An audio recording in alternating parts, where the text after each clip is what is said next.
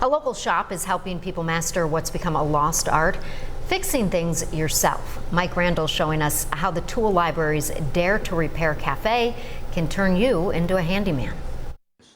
Leonard Gers has always been good at fixing things. Since I was an adolescent, I used to pick things up out of the people's garbage, just to take them apart, just to see what was in them.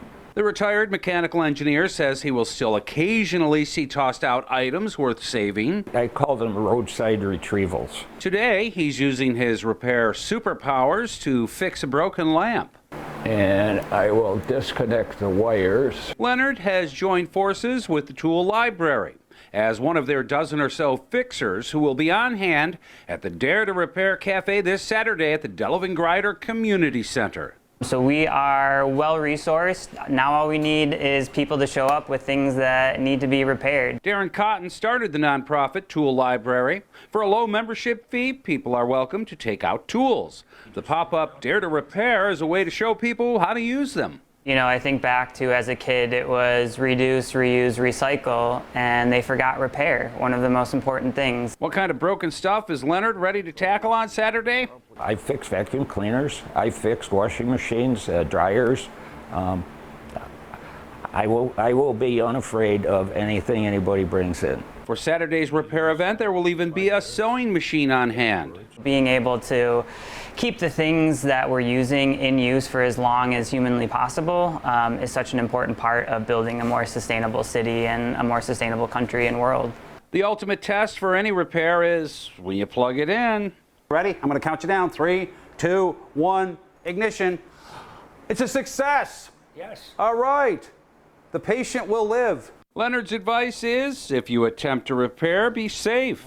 My advice, take it to Dare to Repair Cafe because Leonard can show you how to do it. The phrase I like to use is, fear of failure does not stop me from trying. Mike Randall, 7 News, Buffalo. Sitting here trying to take notes. Are you really? I was. That's not how you learn. You got to go and actually. Oh, I have to go. You do have to do it. I think it's a great idea. Yeah. You know, I grew up with, my dad can fix anything, repair anything, Right. and then I married someone who can't hang a picture, so.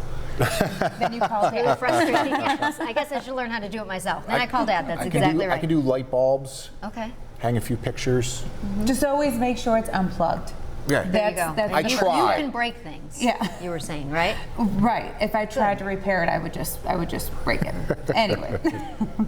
Don't do it out in the rain, that's for sure. 73 degrees right now. Very light showers are out there. Northwest winds are at about 15 miles an hour. So a little bit of a breeze, a little less humidity for the day. And now we're dealing with some of these light areas of showers that are coming through. Southern tier really don't have any whatsoever. Northern Pennsylvania, McKean County, you'll see a very stray shower coming in, and then some very light drizzle coming through downtown Buffalo in areas from Niagara Falls to Lockport out to Clarence, and just about 28 northward at this point. Temperatures are in the lower 70s, even a few 60s between Medina and Albion. The southern tier is in the low and mid 70s where we don't have rain, and even some sunshine still between Little Valley and Salamanca.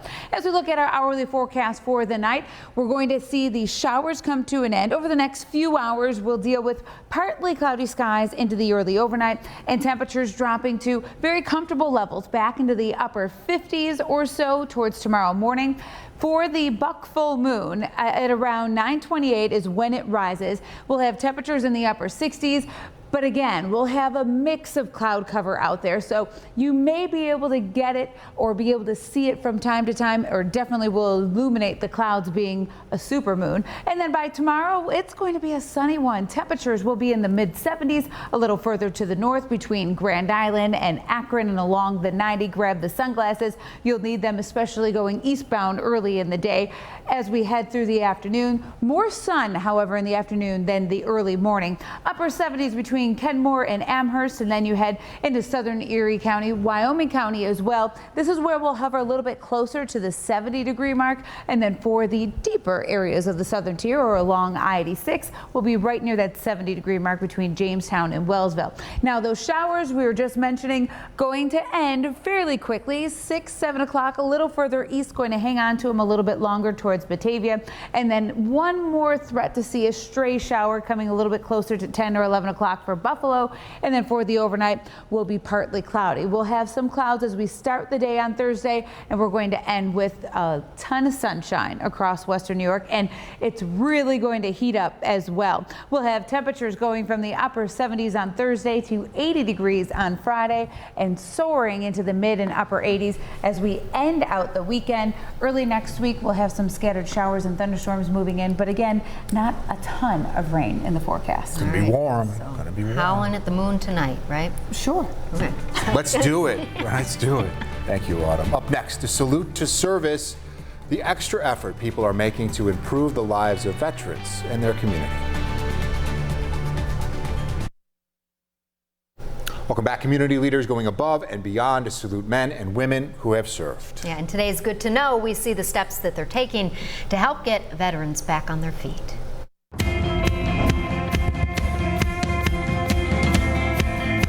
All of us need to realize how much these people sacrifice to protect our freedoms. That appreciation of veterans is what led Mark Lamberton to help start up Smiles for Veterans. The nonprofit partners with dentists to give veterans proper dental care for free. Through us improving their oral health and giving them smiles, something they can be confident about, they're going back out in the world and getting jobs that they've wanted, and just gives them the confidence to move forward with their lives. So it's really neat to be a part of that. Our mission is to end and prevent homelessness. Giving veterans a place to call their own. That's the goal for the Tiny Homes for Veterans campaign. It hopes to keep vets off the streets by offering them affordable tiny homes. Anytime we can help out veterans, I think it's great to do. And yeah, I mean, everyone just volunteering their time and coming together is just awesome. Welcome to the Guitars for Vets Jam Session. The purpose is to use music to help veterans heal from PTSD or depression. It offers veterans a guitar and 10 one-hour lessons. Things like picking up a guitar, that will help me just kind of forget about those, just to focus on the vibrations, the music, and just kind of relax. After a veteran graduates from the program, they are given a free guitar as well as a way to heal. I may not end up on a honky-tonk or whatever on the stage somewhere, but you know what? Being right here is one of the best things that I could do for myself. Ahead at 5:30, all along the water tower, the years-long effort to change the look of a local landmark and the festival that could help with funding. Plus, one Western New Yorker putting pen to paper, using her experience with grief to bring light to others' darkest days.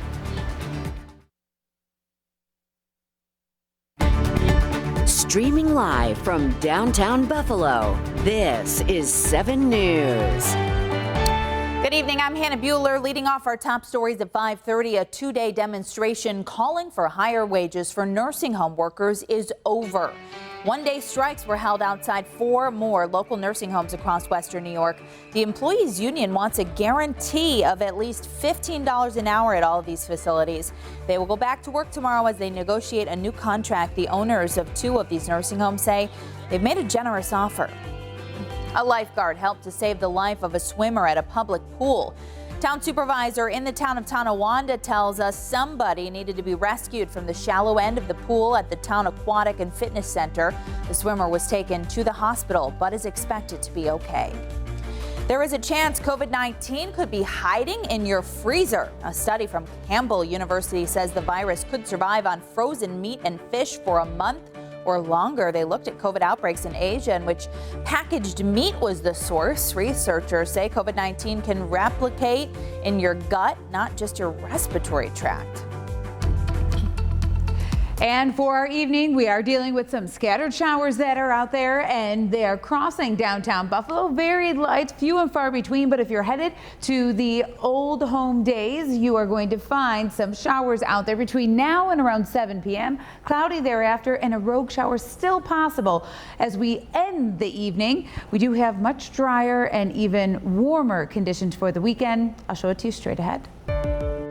Autumn, thank you. It's hard to drive around in Hamburg and not notice that big water tower. For years, there has been an effort to give it a facelift and make it look a little bit more appetizing. New at 5:30, Sydney Yore looks at the push to turn the tower into a burger. When you live in Hamburg, getting a burger for lunch is just what you do. Burgers are just that fun, easy, you know, you either go out or a backyard barbecue, or, you know, it just means, you know, fun. The boys and I had swim lessons this morning at the village pool, and it's summer break, so we thought, let's go to Juicy Burger. Katie Lawley and her 2 boys have lived in Hamburg for a little over a year now and say the food here is great, especially for a town that literally is what it eats. It does have such a reputation, right? I mean, I know there's multiple stories. Some people believe that the hamburger was invented at the Erie County Fair. But Lawley says there's even more here in Hamburg to love. It's a wonderful, very family-friendly, walkable community with a great, thriving downtown like this restaurant and so many others. Which is why the team behind the Hamburger Water Tower project says they're glad the water tower's new design is back on the menu. They say they're hoping a newly painted burger look-alike water tower will draw in new people. And with the hamburger off the interstate, people will see it, hopefully get off the interstate, come and visit us in the town and the village, as well as people coming to stop and just to visit all of West New York. Adam says after COVID put fundraising on the back burner in 2020, they're ready to relaunch the project and begin raising money again. Once the money is raised, it could be a year, maybe 2 to have it finished. We're hoping within 5. Adam says they're hoping people will donate this weekend at Burger Fest this Saturday along Main and Buffalo streets. As long as it's privately funded, then great, go for it. It could be cute and fun and draw people and tourists to the town. That could be great. The committee says it has already raised $10,000 and hopes the community can help raise $50,000 more in order to make this project a reality. Sydney Orr, 7 News, Hamburg. A Western New Yorker is sharing the story of some of her darkest days. Katherine Meyer lost her son Arthur 4 years ago. Now she's turning her grief into a source of inspiration for others. Taylor Epps spoke with Meyer about her new book. We want to warn you, this story is centered around the loss of a child, so some of this could be tough for you to hear at home.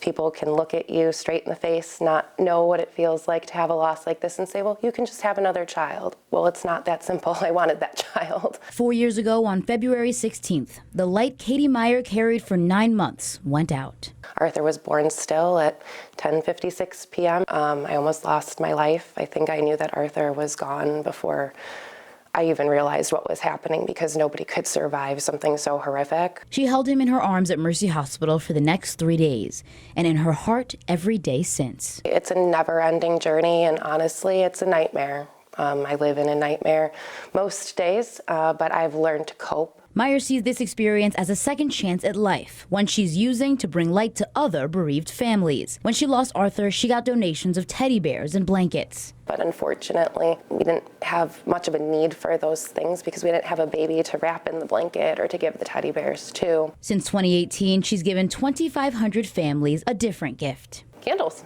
I want to give somebody light in their darkest time. It's something she wants to take nationwide, and with her newest project, she hopes her words can help people experiencing any kind of grief. It could be loss of any type. I don't want people to be afraid to talk about the difficult things in life. Meyer has been writing this book through the pandemic as a way to rekindle her own healing. It's online and in stores this summer to help others and keep Arthur's light shining in Western New York and beyond. I know that I am his voice and his feet and doing his work. He speaks through me every single day. Now, Meyer actually told me her initial plan was to have someone else write this book for her, but in writing these words down, she found a newfound strength. According to the CDC, 24,000 babies are stillborn each year, and she hopes that this book can help those families push through. It is now available in stores at Barnes & Noble and online on Amazon.com. You can find the link on our website at WKBW.com. Taylor Epps, 7 News, Buffalo. Friends and family say goodbye to 3 people lost in a house fire on the 4th of July. Coming up at 6, the memories loved ones shared of a beloved pediatrician and his 2 daughters, how their family wants them to be remembered. And up next, midterm exam. President Biden will not be on the ballot this fall. The key races that could determine how effective he will be in the next 2 years. We are less than 4 months away from the 2022 midterm elections. The presidency is not on the ballot, but the balance in power in Congress is on the line. Republicans hope they can take back the majority that they lost 4 years ago. Justin Finch looks at the key races that could decide which party holds the gavel on Capitol Hill. With the countdown to the November midterm elections underway, the team at 538 is analyzing factors that could influence outcomes. For example, a president's political party historically loses congressional seats in midterm races. That trend is expected to continue for Democrats in 2022. 538 estimating Republicans have an 88% chance of taking control of the House of Representatives, due in part to President Biden's unpopularity with voters. His approval rating is below 40%. And anytime you see numbers that bad among the president in the past, you've seen the opposition party do really well in the midterms, especially in the House. The analysts at 538 find Democrats have a 45% chance at holding the Senate, perhaps even gaining at least one seat. So you can have a situation where it's a good year for Republicans in the House, but maybe not so much in the Senate. And specifically for Republicans this year, they look like they're going to nominate a couple of fairly weak candidates in important swing states like Georgia and Pennsylvania. 538 finding Democrats facing exceptional political headwinds, including record high inflation and the looming impacts of COVID-19. But there's a potential game changer. Recent watershed Supreme Court opinions expanding gun rights and striking down abortion rights protections. I think it's unpredictable what impact the Supreme Court's rulings will have on the midterms, but it stands to reason that it could energize Democrats to vote more, especially in a midterm election. Justin Finch, ABC News, Washington. Some showers have been rolling through as we move into the evening on your Wednesday. Autumn will be back to tell us if we have to worry about any more rain tonight.